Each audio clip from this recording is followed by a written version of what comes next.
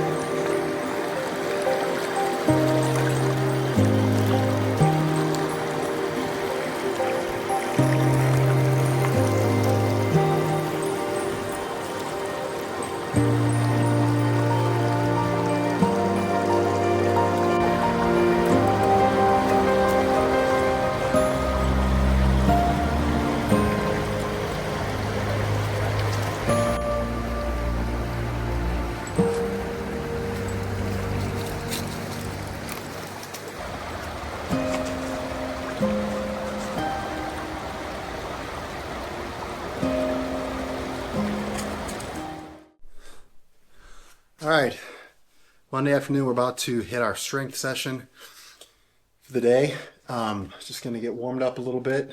So I do full body every time I strength train. So unlike kind of the more traditional plan of, you know, splitting body parts, you know, legs one day, chest the next, back the next, arms the next, I do top to bottom every single day. Now, obviously, some movements won't happen every day, but I am hitting my full body every single day. And I just found that works for me. So yeah, I try to get everything in about 60 minutes just to make sure that I'm keeping rest times short and just being efficient with my time. So gonna get at it here shortly. I want to show you my kind of what I call my recovery and mobility wall here. So if you can see, I've got a lot of my fun tools here. I've got some vibrating foam rollers.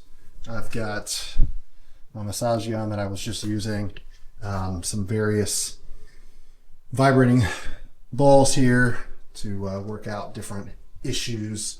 I've got a bunch of retention resistance bands, my Novatech compression boots, the most important recovery tool right there. So the compression boots, if you have never used them and you are a runner or someone that does a lot of leg training and suffer from, you know, heavy fatigue, soreness, lactic acid buildup, man, I would definitely encourage you to check them out. They are the best purchase that we've made in quite a while. Now they're a bit of an investment, but again, I mean, they are just incredible. I cannot give them a stronger vote of confidence. So yeah, I'm going to do probably a full kind of gym tour at some point, just to kind of show you what I've got, how I use it. But right now I'm going to get to my workout and check in with you a little later.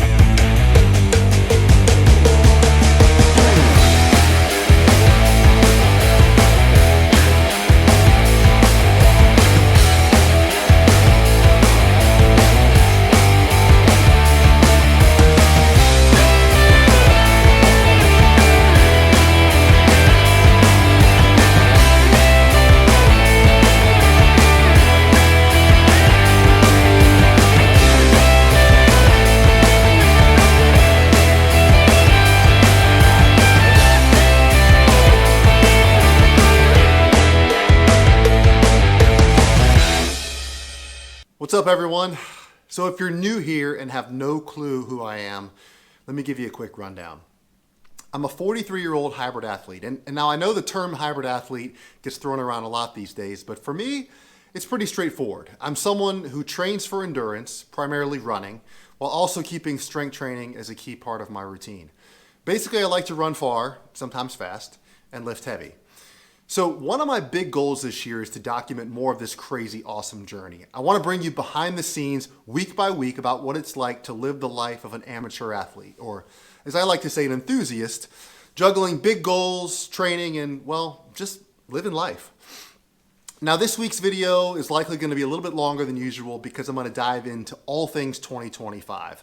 Races, goals, the whole shebang. Now, if that sounds like something that you're not interested in or boring, feel free to skip ahead. Seriously, it won't offend me. In fact, I won't even know. So let's break down what's on deck for 2025 and what's already happened so far. So first off, we kicked off the year with a 10K here in Atlanta a couple weeks ago, a race called the Polar Opposite Peachtree. If you're from the area, you probably know all about the Peachtree Road Race. And well, this is the same course, but it runs in reverse because, polar opposite. Clever, right? Now, the whole point of this race, per my coach's direction, was to use it as a test. Go all out and see where things stand as of now. So I wasn't really expecting to set the world on fire. We've been kind of straight training through this race with barely any taper. And for those of you who don't speak runner, that just means we didn't ease off much and rest leading up to the race to be kind of at peak freshness. So basically, I showed up a little bit tired, but that was the plan. So fitness-wise, I was in a solid place. My base fitness and speed were good. But let's be real. It's early in the year, and I'm not where I will be as the training ramps up. And I'm okay with that. Races like this are less about crushing a PR and more about just checking in, seeing what's working, what's not, and figuring out what needs tweaking. So I'll spare you the long, drawn-out race recap. So here's the short version. It was 28 degrees at the start. With the wind chill, it felt even colder. Basically the kind of weather that makes you question all of your life's choices and wonder why the heck you've signed up for this thing. But I was bundled up in layers, 2 layers on the top, a layer on the bottom, until about 2 minutes before they released our wave. But despite freezing my butt off, I managed to pull off a PR of 37:47. So, all things considered, very happy with that. The course was tough, hilly, but we knew that going in. So just to make things a little bit more interesting and challenging, I had to start in the last wave of the race because I didn't submit a qualifying time.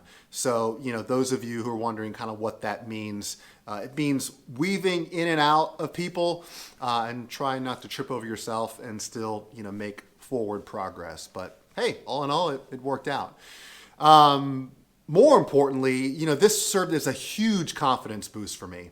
To hit a PR this early in the year, knowing, that we're training straight through and there's still so much room to improve, that just feels really good. And it's a solid reminder of where my fitness is now and just how much better it's going to get as the year rolls on. So yeah, 2025 off to a strong start right from the beginning.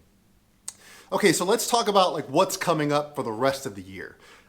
First off, I've got the Swanee Half Marathon on February 16th. Now, the plan for this one is still up in the air a little bit. My coach will make the call whether we kind of go all out and race it or if we use it for something else, a little bit more strategic. Honestly, man, I'm good either way. Sometimes the best races are the ones where you don't overthink it. You just show up and you're ready to put in the work. And then 2 weeks later, we've got the Publix Marathon on March 2nd right here in Atlanta. Now, between the half marathon and the marathon, I will be taking a quick trip down to Orlando for a few days. I'm really hoping that we're going to have some nice warm weather, maybe a little time by the pool, because while I've never been a huge fan of the cold, I don't know, something about this winter has just already, gotten to me, and I'm over it. But, hey, even if the weather doesn't cooperate, it's always nice to get out of town for a little bit, hit the reset button, and sometimes a change of scenery is just kind of all you need. Now, this isn't the big marathon for the year. As of now, the plan is to treat this kind of like a glorified long training run. Our marathon goal for later this year is sub 3 hours, ideally somewhere closer to 250.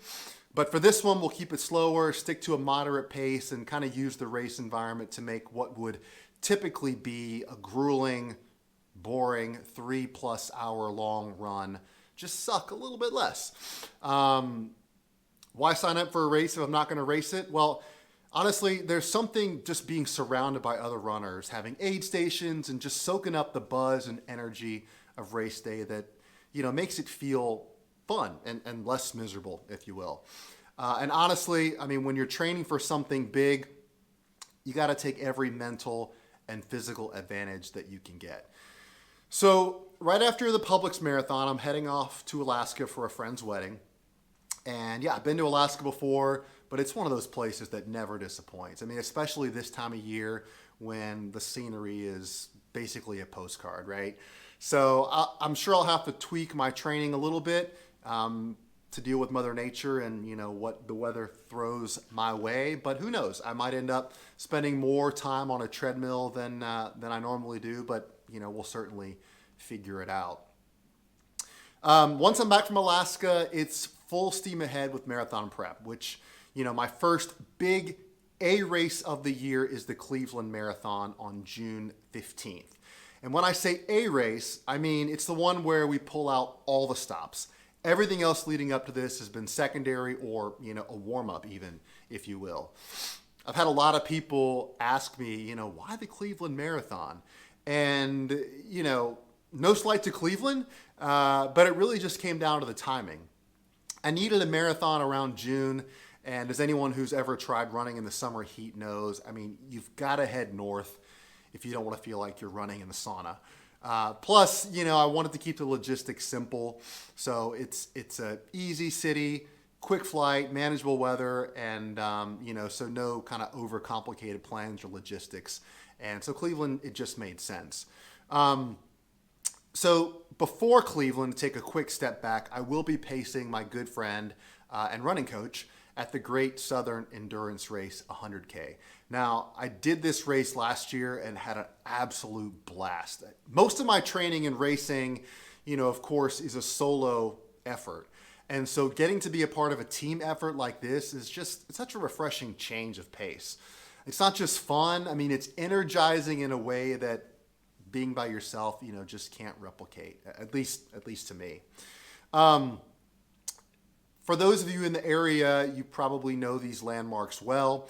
The course starts at Kennesaw Mountain and finishes at the top of Stone Mountain. Last year, I ended up logging about 28 to 29 miles pacing him, and so we'll probably shoot for something similar this time around.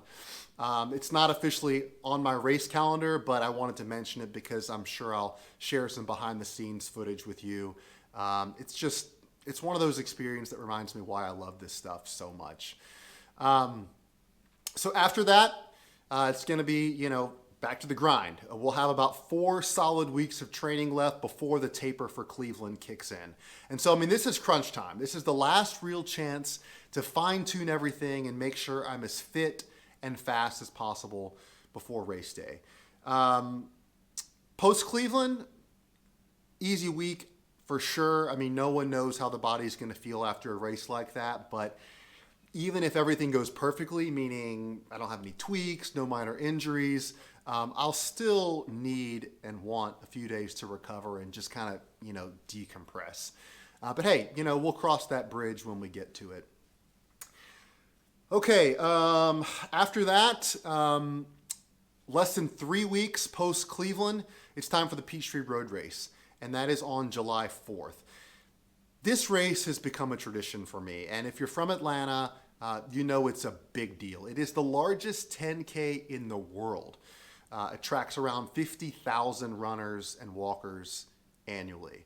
But I don't want to make it sound too fun and attractive because it is downright brutal.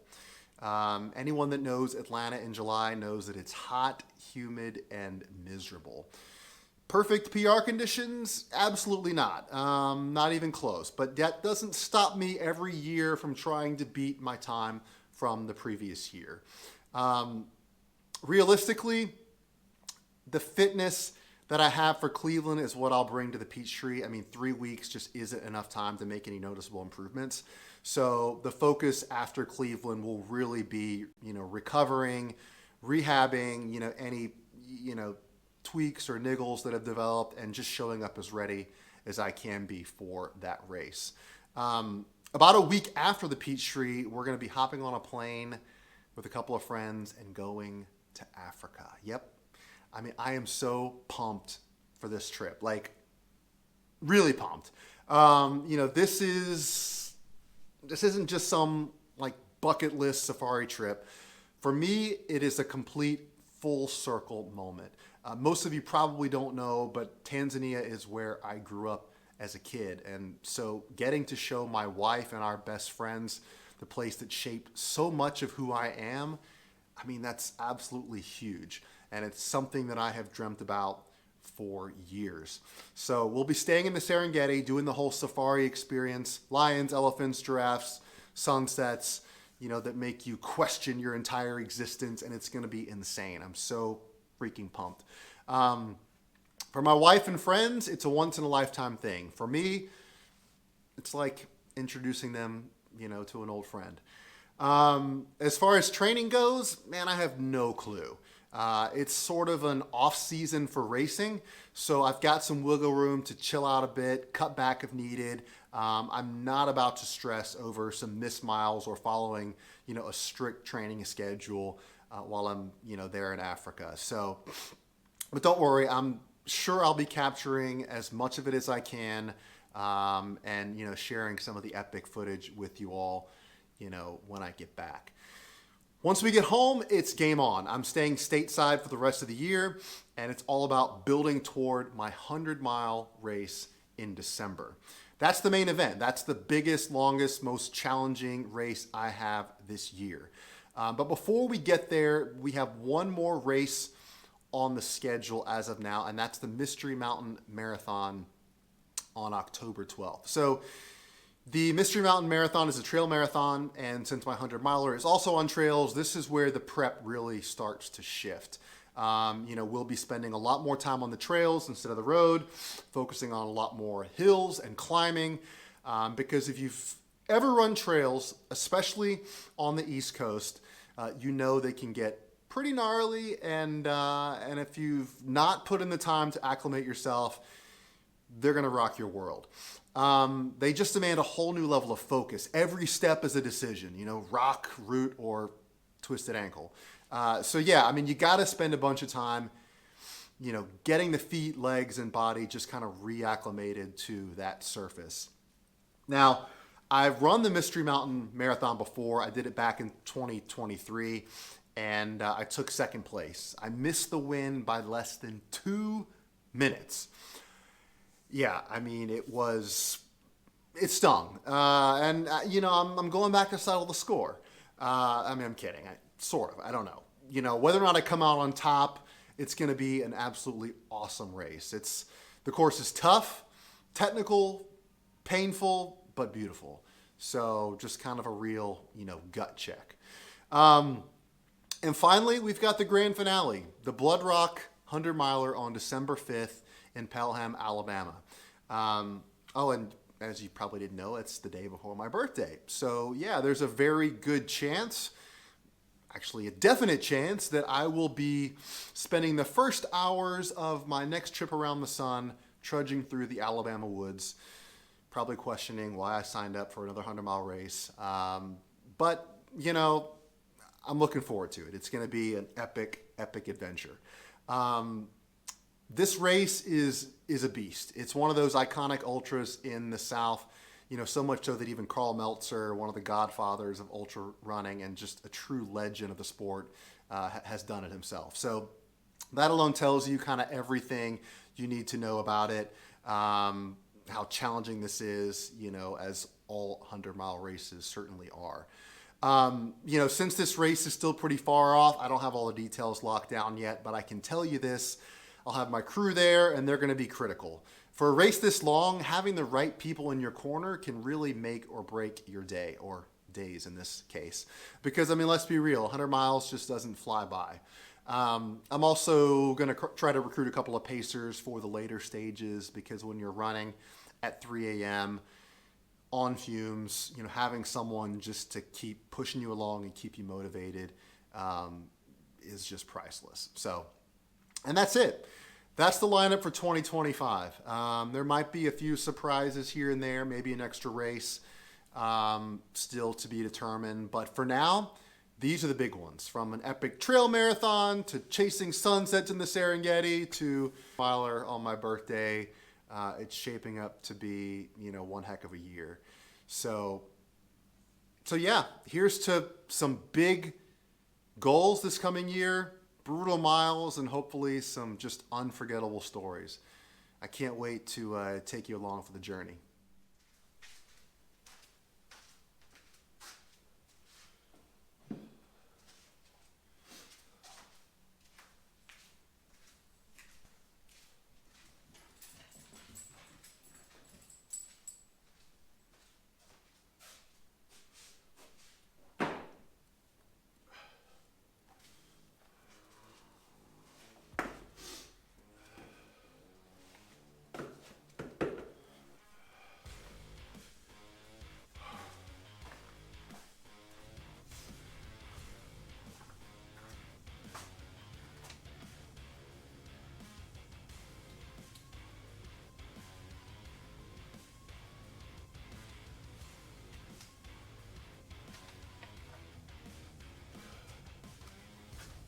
All right, it's Friday morning. It's officially 150 days until marathon. So still lots of time, but it makes it fun and exciting to kind of count things down as we get closer. So in a somewhat ironic, if that's even the proper use of the word, I don't know, my wife always gives me a hard time for not knowing how to use it properly, but this being the first video, and I'm not even running this week, so I'm not going to bore you with all the details. Maybe I'll talk about it later, but after I did my last race, polar opposite, which I'm actually wearing the sweatshirt this morning, 2 days after that, I was doing a workout, and for whatever reason, something in my calf, it pulled. So trying to just be conservative and know that we have plenty of time still to train and get where I need to be for the race. Just have decided to take it easy, give it the time to recover, so that we're not consistently dealing with this problem for weeks or months down the road. So just you'll see, I'm gonna share with you a little bit of what I'm doing this morning.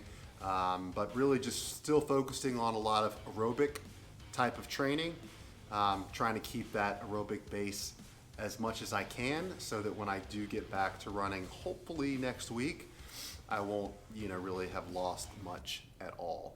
So you'll see I'm going to be doing a lot of like circuit stuff. It's actually a way that I used to train a lot. So moving from one movement to the next, heart rate gets up, good zone 2 effort, and then just kind of maintaining that for 45 minutes to an hour. So I'm gonna get to that, get warmed up, hit the workout, and get moving with the rest of the day.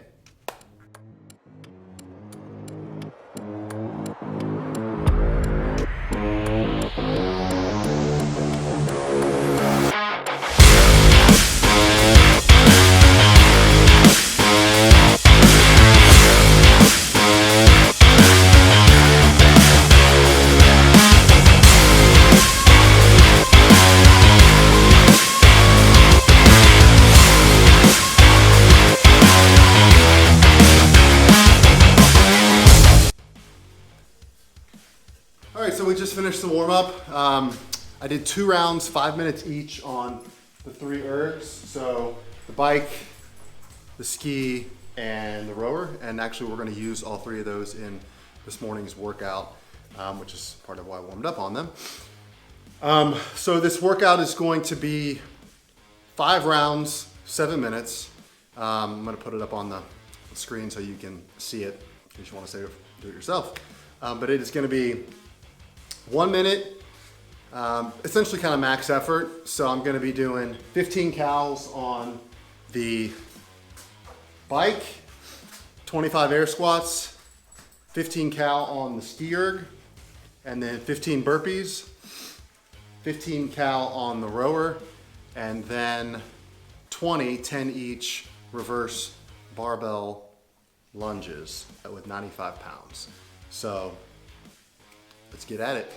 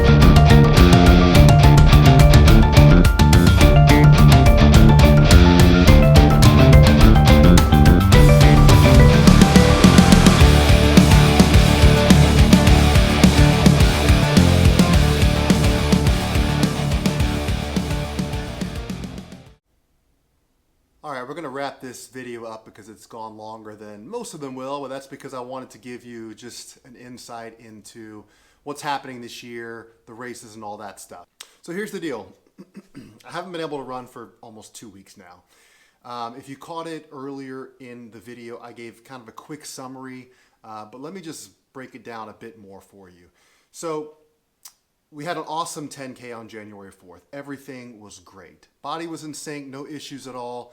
You know, fast forward 3 days later, and my coach programmed a tough kind of interval progressive workout on the treadmill, you know, increasing speed, the whole deal.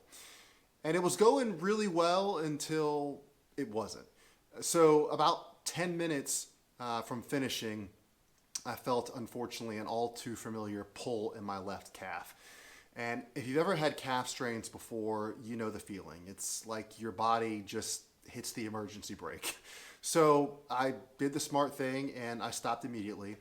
And thankfully, I already had an appointment with the PT later that afternoon. So, you know, I had them kind of look at it, massage it, just kind of try to alleviate some of the tension and the tightness.